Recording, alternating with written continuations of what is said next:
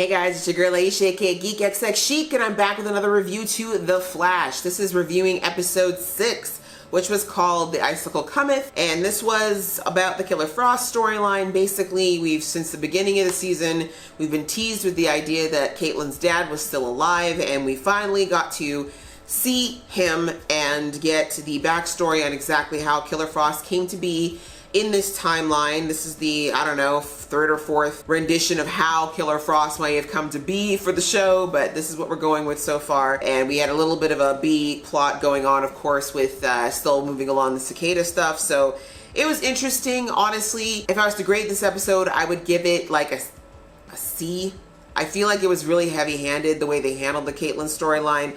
I already told you that it's like, I wasn't overly interested in it, so in fairness, I'm probably looking at this through a bit of a biased lens, but I also just feel like it wasn't handled well. Like, even if I don't necessarily care for a character, or they're not my favorite character in a show, if you give me a compelling arc and a compelling story, it's still good to watch, if that makes sense. But this, to me, it just didn't feel as good as it could have been, and that saddens me because one of the biggest issues with Caitlyn's character since season 1, in my opinion, is that they just don't seem to know what to do with her as a character. Like, they just, I don't know. They just don't know what to do with her. It's like, if they don't have her throwing herself into a relationship with somebody, she's basically trying to kill everybody. Like, it's just, I don't know. There's no middle ground with her. And this is kind of a perfect example of how we just have so little development with Caitlyn overall that it was hard to really get invested in the story, and it just kind of felt very clunkily done, for lack of a better word. So anyways, we'll get a little bit more deeply into that, but let's start from the top of the episode and some notes that I made about it and go through the points here.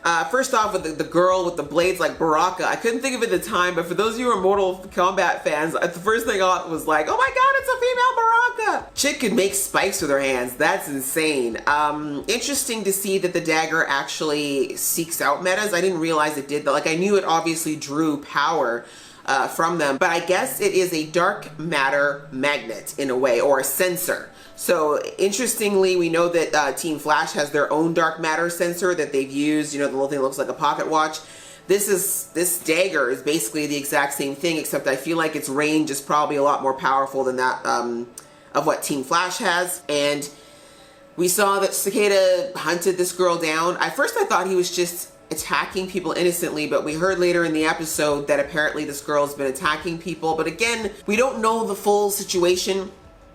Some of these metas are criminals, but I mean, the fact that he went after Cisco back in episode 2 tells me that he isn't necessarily just like, I mean, because if he was just hunting metas that were using their abilities to hurt people or to commit crimes, I'd almost understand him being kind of an anti-hero, but it seems like he just goes after metas, period, at this point, and that's more because we saw him go for Cisco, but maybe not. This girl apparently was attacking people, but again, without knowing why she attacked the person who was in the hospital, it's hard to say whether or not she was a bad person. Maybe she was defending herself. I mean, she's pretty small, and we saw when she was inside Jitters, people kept bumping into her and shoving her. All that aside, you know, he seems to be attacking metas for no good reason, and he got hurt this time around. This girl's powers did not seem to be as affected, or maybe he didn't. I can't tell whether or not he didn't take the powers with the dagger, or if it just didn't affect her as quickly, but she was able to get a few shots in before he killed her with the boomerang effect there. So it makes me wonder if, I don't know, I feel like there's some kind of transformation happening there. Maybe the powers of the dagger are being transferred into his body via that piece of it that's in him. Maybe that's why it's not working the way it did, because in episode 1 we saw he threw the dagger drew away all the powers, and then he got in there. So maybe now that we see that the affected zone of the shrapnel is spreading on him, perhaps now the dagger's doing less of the work and more of it's becoming intrinsic to him. But interesting that, you know, he's there. He went to the hospital. This nurse, we still have or doctor, we have nothing about her. I don't think we even have a name.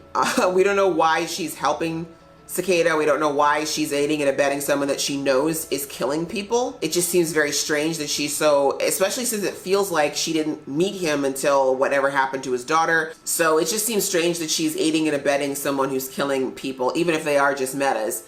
It does, not just, but you know what I'm saying, it just doesn't seem to add up, and I'm hoping we figure out why she has this unnatural connection to him. I mean, I teased in the episode that maybe she's got a little crush, and maybe that's true, but it just seems strange that a doctor of all people would be party to someone continuously hurting someone. But then again, last season with the Vose character, you know, his wife was sitting right beside Clifford murdering people for how long, but you get my point. Some people will do crazy things if they feel a certain type of way about the person doing it. So anyway, Cicada is still doing what he's doing, but it's weird. He says it's making him stronger, which we saw a few episodes ago, that he is getting some superhuman strength, but it does look like he's still getting worse. His lungs still sound horrible. He doesn't look healthy, so I'm wondering if it's a little bit of maybe what's happening to Cisco, because whatever is going on with him is dark matter driven, right? Anything to do with meta in this world anyways is dark matter driven. So since this dagger draws on dark matter and pulls it away, maybe every time Cicada uses that dagger or uses its abilities, and since it's a piece of it, maybe it's having this push-pull effect on him. Like, it's enhancing him, but at the same time it's killing him, if that makes sense. Kind of what's happening with Cisco, like why he can't vibe, because every time he uses it, the dark matter is affected. It affects him negatively. So maybe that's what's happening with Cicada as well, and he hasn't figured it out, but he clearly does not want the nurse or the doctor or whoever to take that piece out of him, because he thinks it's giving him what he needs to go on this mission, which we still don't know really what the mission is about yet, or why it's directed only at metas when that satellite hit everybody, but we shall see. That's the only real progression that we got in the whole Cicada storyline. Not so much with his character, but with Team Flash and what they've discovered. But we'll come back to that because it was really the minor part of the episode. The other tiny thing we got in there was with everyone breaking apart to do their own thing, which I actually enjoyed. At first I was kind of like, I don't know about everyone being in their own little circle, but I love that the show, even though the Caitlyn storyline was at the forefront, they still spent a good amount of time on our little team ups that had broken off, mainly Nora, Sherlock, and Iris, and Ralph and Cecile. We got to see them go off and do their own little thing and have their own little moments in this episode as well. So that was really nice to see, because again, I've said this so many times with this show, I get that having an ensemble cast is a challenge and it's hard to be able to let people shine and showcase themselves, but this episode was a great example of how they could continue potentially doing this throughout the season. Like, let somebody kind of have the A plot and then kind of shift it around for someone else the following week, but still let us keep in touch with everybody else in the episode, because not only does that, as I mentioned, help all the other characters who are not the main character develop, but it also allows for the audience to see their characters that they love on a regular basis, because let's face it, not everyone loves every character equally, but if you're giving us a taste of all of them while focusing on one or two every so often, then everyone gets a little bite of what they like, if that makes sense. So I feel like that this episode did a great job for that, and that's one of the reasons I'm scoring it higher, is because I think it had a great balance, considering that there was an A plot with Caitlyn, but we still got to check in on our B plots, and it made sense to the story, and it didn't feel weird, and we still got some really good progression in those moments as well. All of that to come back to Cecile and Ralph. I was a little excited for a minute when they said they were gonna go get Joe. I was like, oh, maybe his hiatus was shorter than we thought, but no. Joe is still gone. I expect we're not going to see him again before the next half of the season starts after the hiatus. But we get Cecile instead, and she wants to get back in the action. She's kind of tired of just sitting at home doing the stay-at-home mom thing only at the moment. So she wants to get back in and use her intimidating DA skills to help Ralph out to get some information. And I don't mind that team up at all. It was really nice to see. I have to say, I'm liking Ralph so much more this season. He was so grating last season, but a lot of that, I believe, was the writing for him. They just kind of made him very over the top. This season, they've really pulled back on the hammy kind of slapstick comedy with him and really kind of settled him down. He still has the jokes and the moments, but it's more naturally placed, and the goofiness is just kind of found a nice medium. And we're seeing him actually display really good detective skills, which is something he needed last season for us to actually believe that he was a detective, albeit one that was falling apart. I liked seeing that. I liked seeing the two of them together. It's nice that Cecile, of course, I absolutely love Joe and I miss seeing him on my screen, but the one good thing about the fact that we have to be without him is that Cecile's character is finally really getting some meaty stuff to do on the show. She very much was one of those people who sat in the periphery for much of season 4 and 3. And now we get to see more of her personality, and she gets to flex more of her acting chops. So I'm all for that, and I really liked seeing their moments together. They were super cute. Then, of course, we had the West Allen moments with Nora and Iris. I'm so glad we got to see some progression with that. We had the conversation at the end of last episode with Nora and Iris, as I mentioned, kind of coming to an agreement that they want to start fresh in this timeline, since Iris is not who she is in the future and Nora's got this once in a lifetime opportunity. So I loved seeing Nora geek out over her mom. It's the first time we've seen her do that. It was so heartwarming. You saw like Iris's face light up when she's like, I want to hang with you, Mom, because you jumped off a building. Like, ah! You know, it's so cute that Nora is finally recognizing that her mom is a badass. I mean, in fairness, from what we've learned, little teeny itty bit we've learned, Iris did not show any inkling of who she was in the future, but getting like Nora actually taking those blinders of who her mom is in the future off of her eyes and actually trying to take in Iris as she is now, and now she's just falling in love with her mom all over again, and I love it.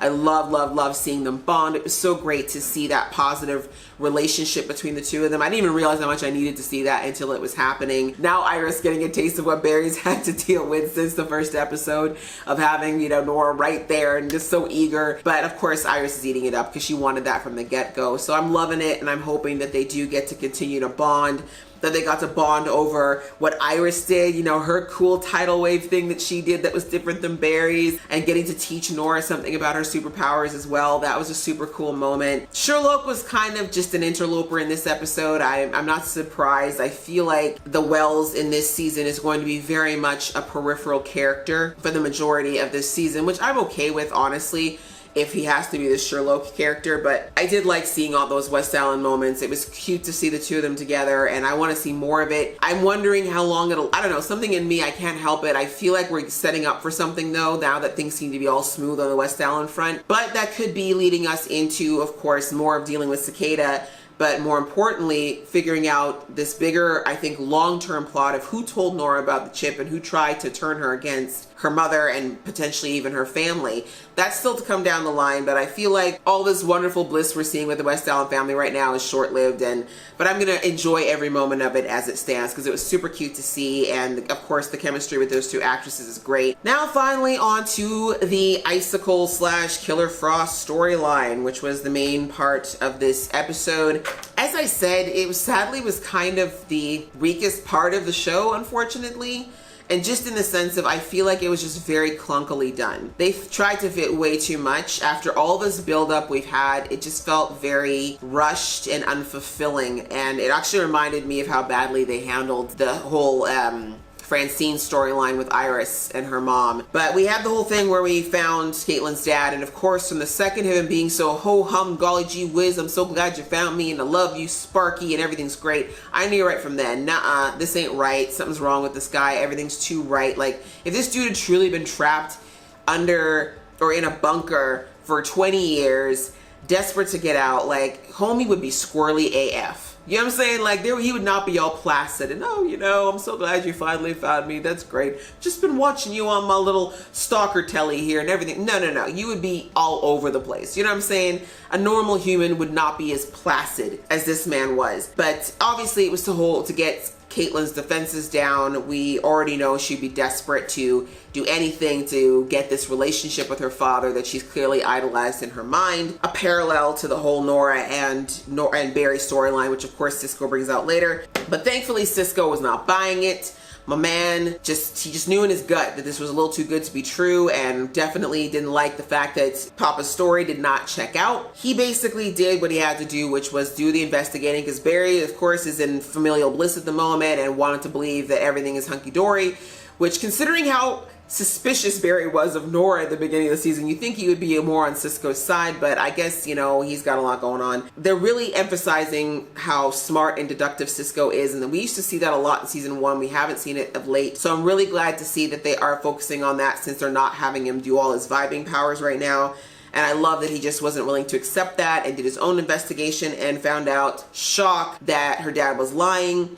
They're still going with this whole storyline of Caitlin and Killer Frost being two different people, and in the case her dad had the exact same thing. For some reason, this alter ego always has to be a dick. This is the part I don't get. Like, why does this alter ego, this frozen ego of theirs that keeps them alive or whatever it is, why does that person have to be a complete douchebag? Like, why can't they just be maybe a little less emotional? Why can't they maybe be a little, I don't know, chilled out? Yes, I meant to pun that. Why does it have to be that they're psychotic, murderous, evil people? Why does it have to be that? It's interesting that Caitlyn was so quick to dismiss Cisco's concerns and be so aggressive about it right off the bat. Like, just last week we had her talking about how they're best friends and how she needs him and she trusts him. And these two are supposed to have been besties since when, right? Because their relationship actually goes beyond, like way beyond Barry and everyone else, because they were working at Star Labs before that even happened. So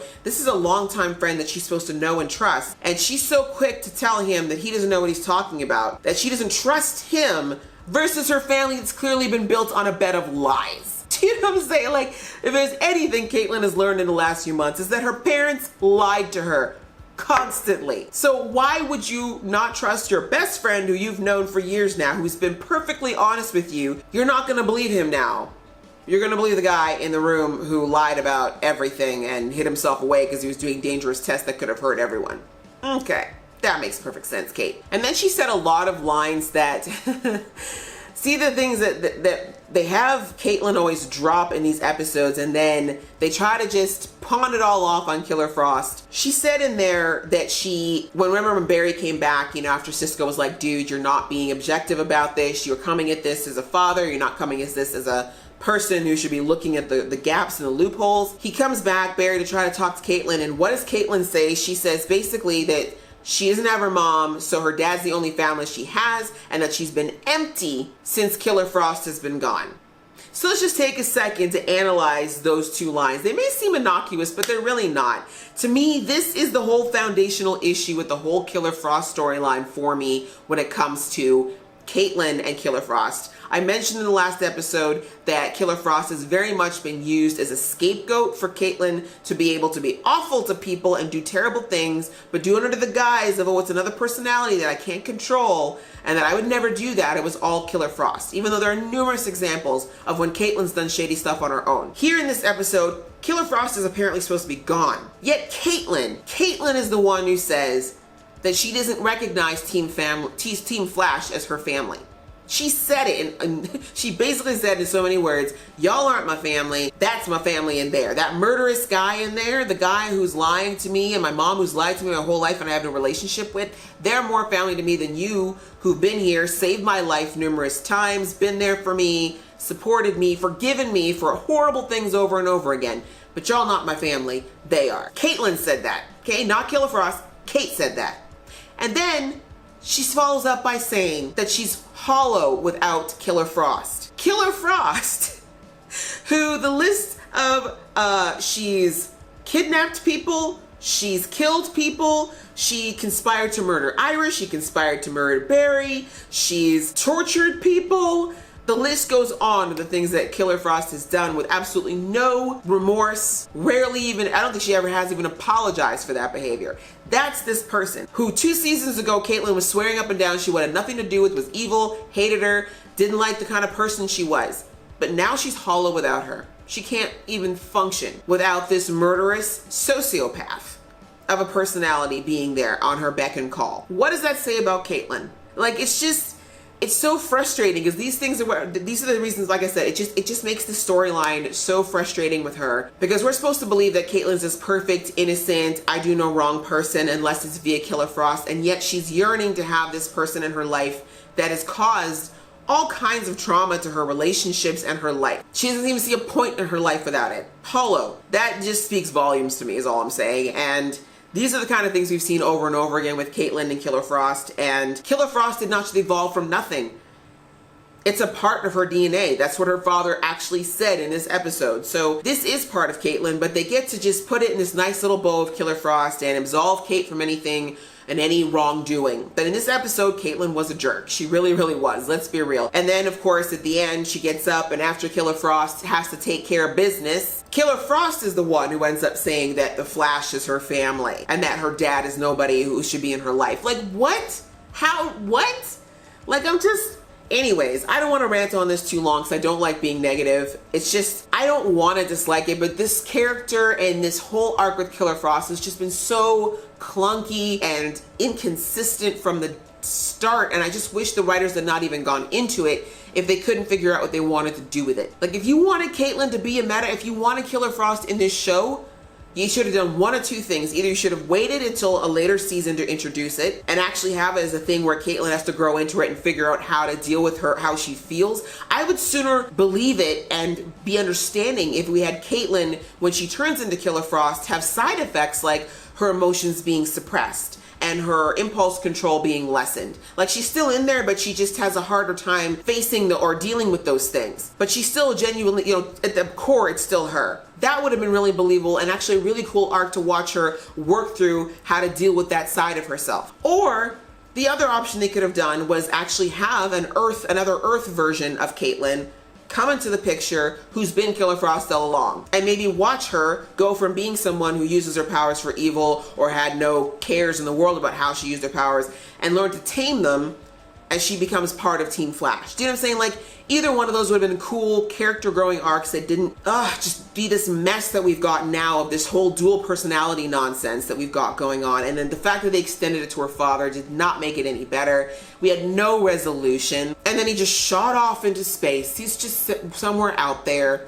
Just like, I can't. I just feel like this was not handled as well as it could have been on so many levels. And in the end, I still just don't care. I don't care that her dad's still out there. I don't care if we see Icicle again. I really don't. Or Popsicle, as I like to call him. Popsicle can just chill out there someplace. But I guess the whole reason for this long, clunky arc was so that Caitlyn could recognize that Killer Frost has been there all along, but that she is just locked behind a mental block that was placed by DeVoe, and for Caitlyn to realize that Team Flash is her family, which I don't see how she doesn't know that yet. The fact that they forgave her after everything that happened with Savitar should have been enough convincing that these people must love you, Caitlyn. But that's that.